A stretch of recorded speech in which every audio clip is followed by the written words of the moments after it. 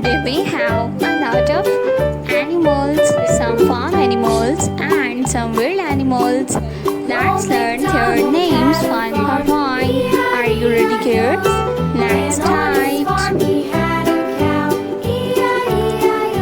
Do you want to learn the animal's name? Let's start. We have some animals and some birds.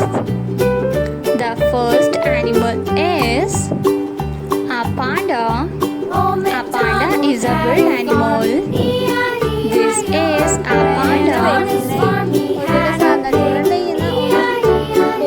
A panda is a wild animal.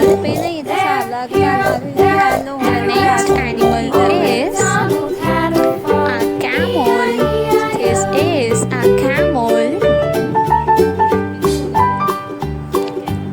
The next animal is a tiger.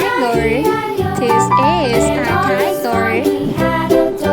The next one is a hippopotamus. This is a hippo.